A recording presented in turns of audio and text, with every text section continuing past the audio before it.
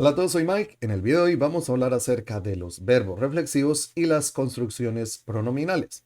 Hi everybody, this is Mike. In this video, we're going to talk about reflexive verbs and pronominal constructions.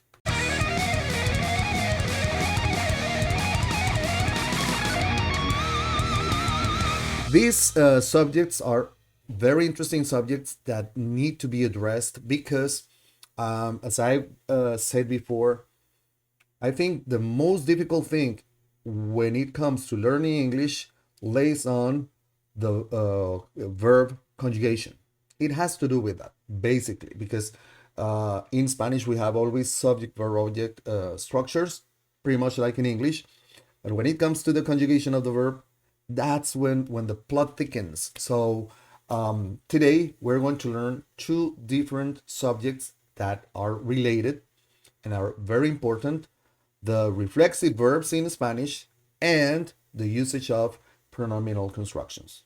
Okay, so we are going to start by taking a look at these sentences. Check this out.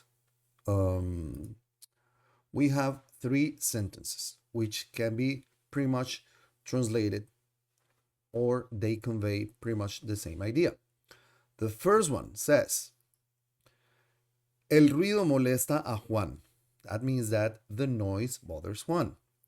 The second one is Juan se molesta con el ruido. It's pretty much the same. The noise bothers Juan, or Juan is bothered by the noise. And the third one is le molesta el ruido, meaning the noise bothers him.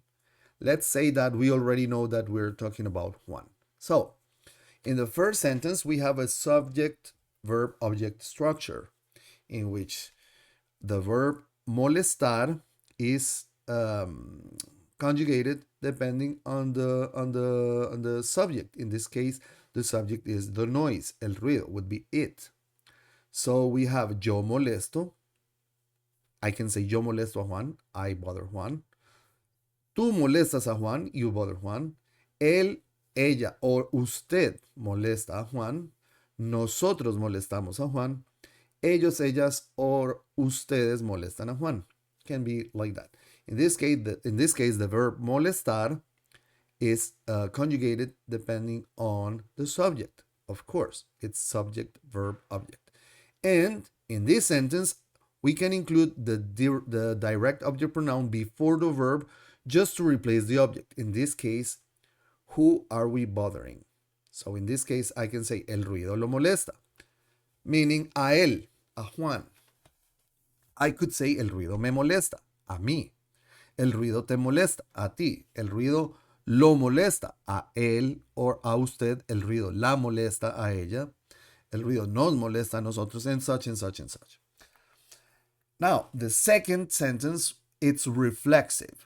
Juan se molesta con el ruido because he performs the action on himself.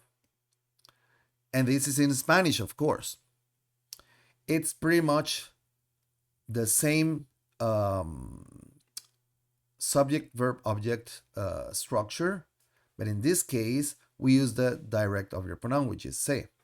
Él se, tú te, yo me, ella se, and such and such and such. And the third sentence is a pronominal construction in which the verb remains the same. It only changes if the object is singular or plural, in this case, el ruido, molesta, or if it was plural, los ruidos molestan, changes. But other than that, the indirect object pronoun is used in this case. And these three different kinds of sentences that we can find in Spanish when it comes to verb conjugation. So first, let's talk about the reflexive verbs, where we already understand that subject, verb, object structures. We have a subject, we have a verb, and the verb is conjugated depending on the subject and the tense and such and such. We already understand that. But for reflexive verbs are the verbs that indicate that the subject of the verb is also the recipient of the action. When, let's say, I do something on myself, he does something on himself, and such and such. In other words, the subject performs an action on itself, right? That's clear. Now, be careful because reflexive verbs in English are not necessarily reflexive verbs in Spanish. That's something that we need to understand. And reflexive verbs are used with reflexive pronouns in order to show the relationship between the action and the subject. It is important. So, what are the characteristics of reflexive verbs? The first one is that we already said the action on itself, meaning the subject both performs and receives the action of the verb. That's one of the main characteristics. The second one is that we use reflexive pronouns with the reflexive verbs. Reflexive pronouns are used in order to indicate that the action is being done to the object itself. In Spanish, right? And the verb form changes. It's going to change based on the subject because of the verb conjugation. So we can see this. Give me just a second. I'm going to show you real quick this one. So we have the subject pronoun, the corresponding reflexive pronoun, and an example of this. So if the subject pronoun is yo, the reflexive pronoun is me. In this case, I say I wash, me lavo, like I wash my hands or I wash my face. I can say yo me lavo, but I just can say me lavo. It's pretty much the same. We could say that the addition of the subject pronoun is in order to give emphasis, but it's pretty much the same. Yo me lavo or me lavo. That's reflexive. For tú, we have the reflexive pronoun te. Tú meaning you, informal, close relationships, singular. Tú. And we say te lavas. You see how we change the verb conjugation depending on the indirect object pronoun, which is to the reflexive pronoun that is connected to the subject pronoun. For él, ella, usted, we have se. Él se lava, ella se lava, usted se lava. Usted would be you, singular formal. For nosotros, male, masculine, or nosotras, feminine, we use nos for both. Nosotros nos lavamos, nosotras nos lavamos. The same. And for ellos, ellas, they, masculine, feminine. And ustedes, you, plural, we use se. Ellos se lavan, ellas se lavan, ustedes se lavan. So that is important to understand because those reflexive pronouns are the ones that we are going to use in the sentences. Now let's see in the sentences. Let's check the sentences. So we have these sentences. We have me lavo las manos antes de comer. I wash my hands before eating. Here, me lavo indicates that you're washing your own hands. In this case, me. I wash my own hands. Me lavo las manos. Yo me lavo las manos. Right? Te duchas por la mañana. You take a shower in the morning. You shower in the morning. Te duchas shows that you're showering yourself. Te duchas. And that's reflexive. Se peina antes de salir. Ella se peina antes de salir. She combs her hair before going out. Se peina means that she is combing his or her own hair. Because it could be he combs. Él se peina. With the same reflexive pronoun se. Nos despertamos a las 6. We wake up at 6. We wake up at 6. Nos despertamos indicates that we're waking up ourselves. Nos despertamos. Se visten rápido en la mañana. Se visten rápido, you get quickly, dressed quickly in the morning. You, plural, ustedes se visten means that you all are dressing yourself. Ustedes are dressing yourselves. And se sienten cansados después de hacer ejercicio, después del ejercicio.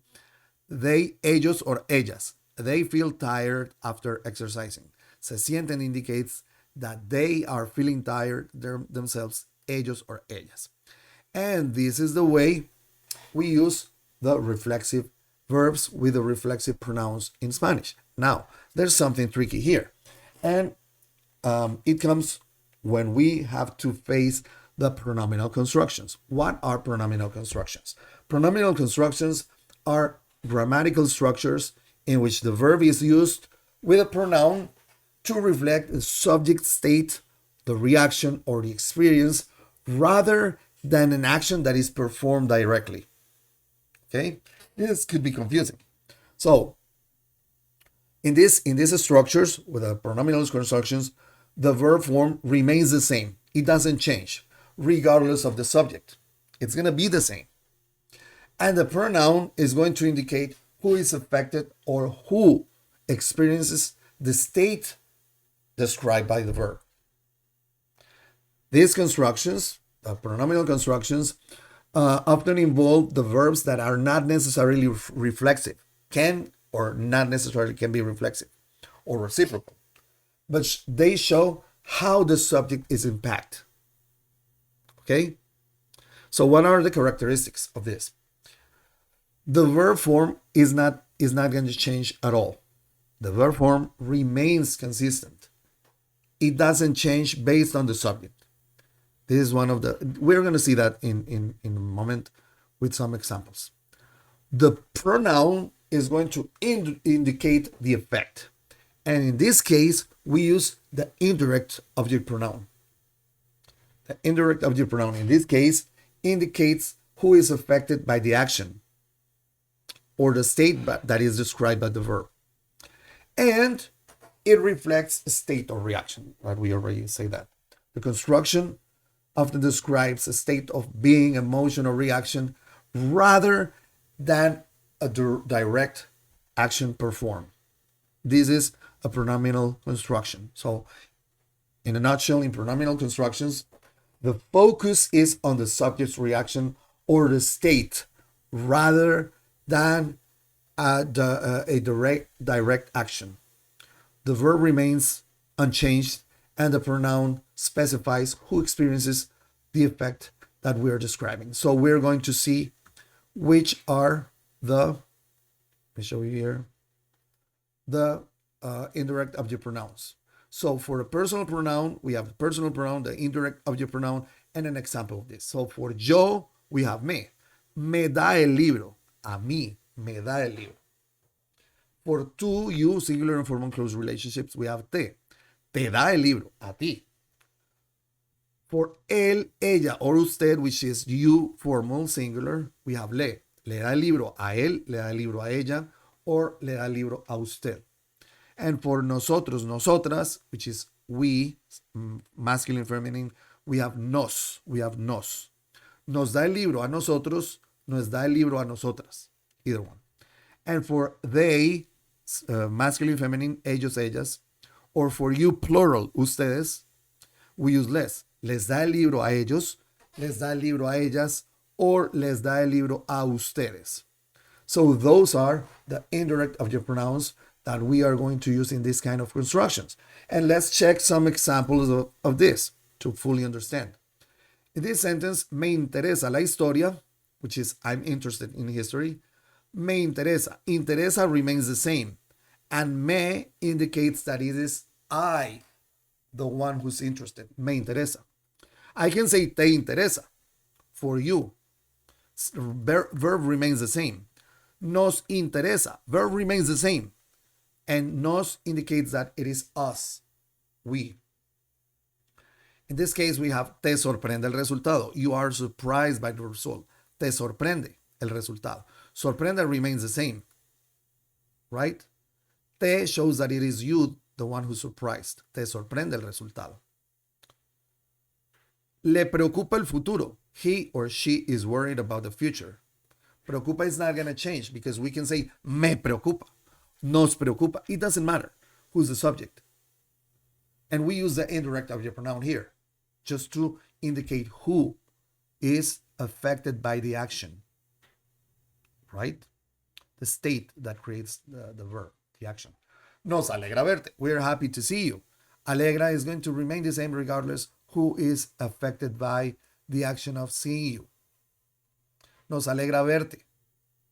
Me alegra verte. Te alegra verte. I don't know. Le alegra verte. Les alegra verte. See, it's the same. Les fascina el arte.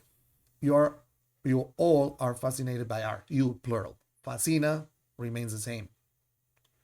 And les indicates that it is you, ustedes. Could be ellos or ellas. Les fascina a ellos. Les fascina a ellas. Words the same, just like here. Les molesta el ruido. They're bothered by the noise. Molesta, it doesn't change. Les is going to indicate, and this is the one that changes. And remember, this is the only thing that we're going to change this conjugation is if it's singular alegra, plural alegran, fascinan, preocupan. If the object that creates the action on the indirect object pronoun is either singular or plural. We have seen this in the series of videos that we're posting about conjugating verbs with indirect object pronoun. And this is important in order to understand that. This is where we can get confused because we can either have a reflexive verb or a pronominal construction. And in both cases, conjugation works differently. And this is the key to that. So, to sum up, reflexive verbs change with the subject and reflect the action back on the same subject, the subject itself. Like me lavo, right? Whereas pronominal constructions use a constant verb form. The verb is not going to change. The verb form is the same. And it indicates who is affected by the action with the indirect object pronoun. So while reflexive verbs focus on the subject performing the action on itself, pronominal constructions focus on the action affecting someone. And remember, in Spanish, a verb can be used in both ways, either reflexive or pronominal constructions.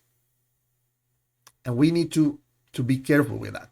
Now, I want to show you a list of verbs which are reflexive verbs in Spanish.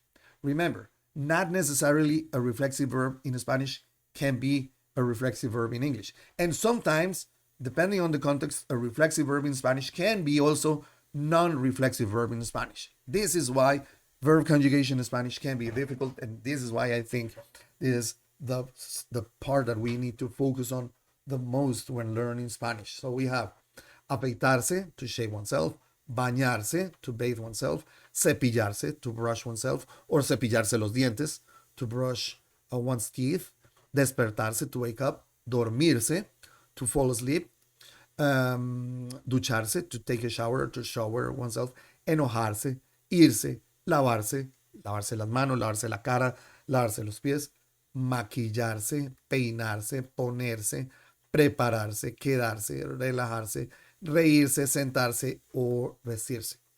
And I have also some reflexive verbs with specific meanings. Acordarse, to remember. Atreverse, me acordé de algo. I remembered something. Atreverse, te atreves, you dare. Cansarse, to get tired. Confundirse, to get confused. Enfermarse, to become ill. Olvidarse, to forget. Preocuparse, to worry or to be concerned about something. Rendirse, to give up. Sentirse, to feel emotionally or physically. And quedarse, to complain.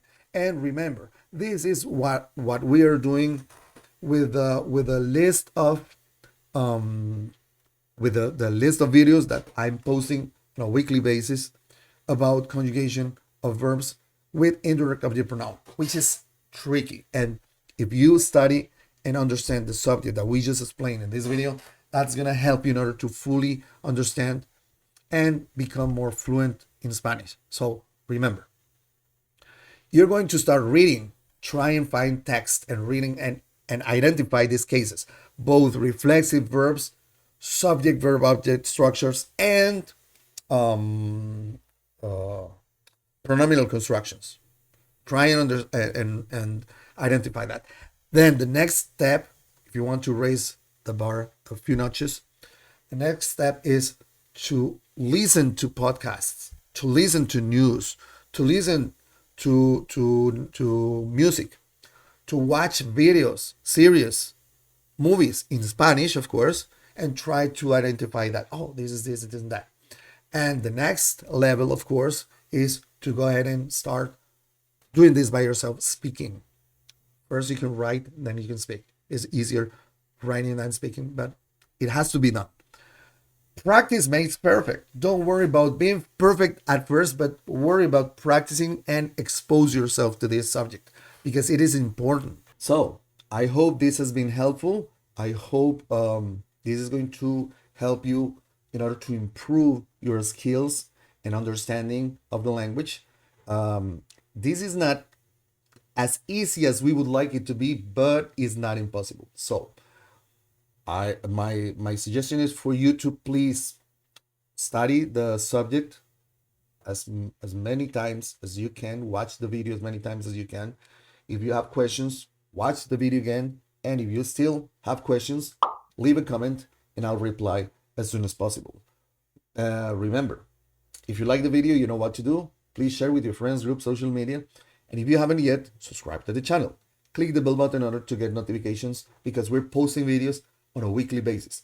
And if you're a subscriber, you can participate on the chat when we have live classes. We do have live classes every week, pretty much on Tuesdays around 6:30 p.m. Colombian time.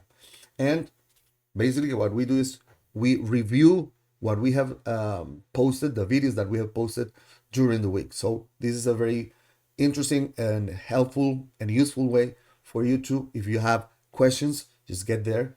If you're a subscriber, it doesn't cost anything. You can just get in the chat and ask your questions about the subjects that we have, the videos that we have posted.